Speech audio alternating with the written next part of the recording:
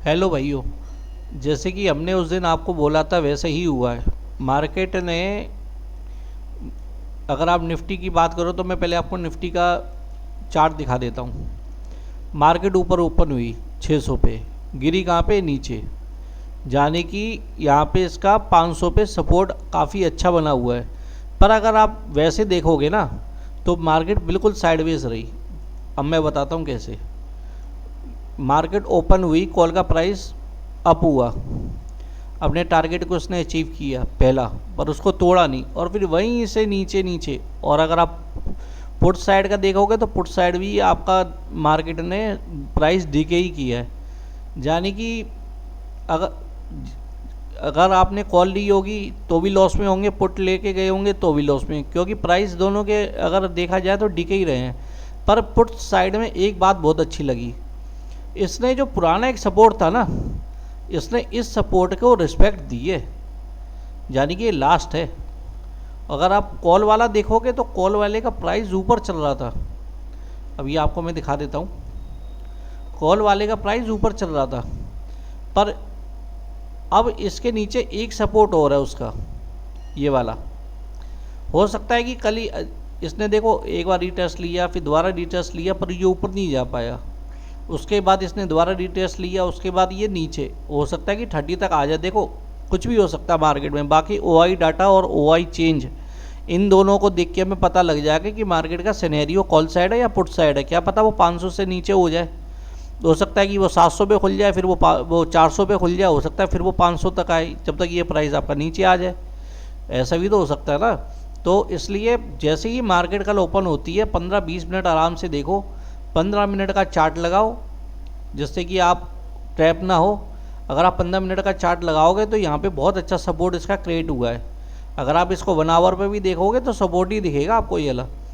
और अगर call side की बात करोगे तो कॉल साइड को भी वो 15 मिनट पे आप देख सकते हो।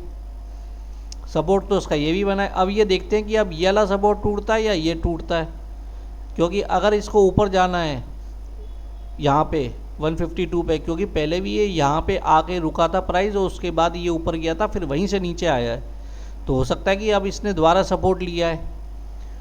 अब ये कल पता लगेगा कि क्या सीन होगा या क्या नहीं होगा, क्योंकि अभी तो मार्केट बंद है, कुछ नहीं है। अब देखते हैं कि कल क्या सिनेरियो रहेगा। और आज एक डीएलएफ का मैंने एक स्टॉक भी आपको बताता हूँ।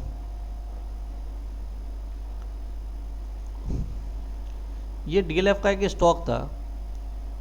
अगर आप इसको देखोगे तो ओपनिंग प्राइस इसका ये था, ये वाला 25 रुपये 60 पैसे पे। और अगर इसका आप सपोर्ट देखोगे तो वो था 21 रुपये पे। मैंने 15 मिनट का चार्ट लगाया है, कोई ऐसी दिक्कत नहीं है। ये देखो,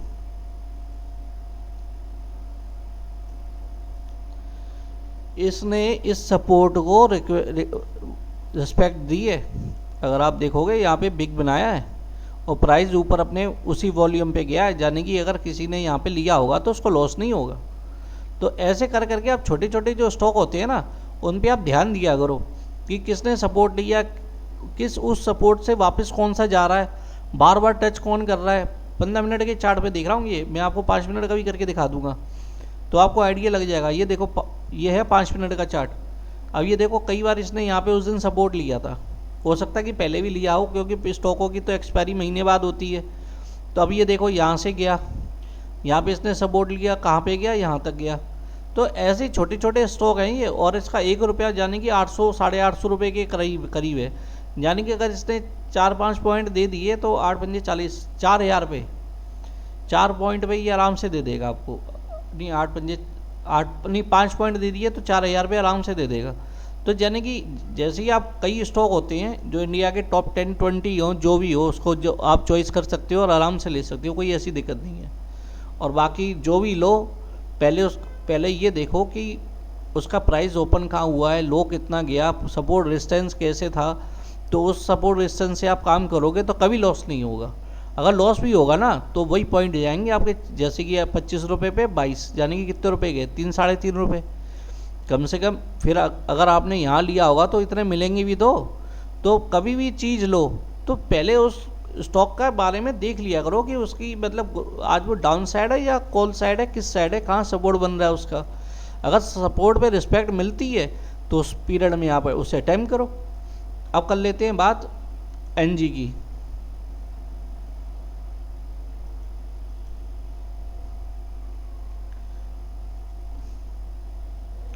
देखो नेचुरल गैस का जो सपोर्ट बन रहा है वो बन रहा है ये 80 के करीब है, 280।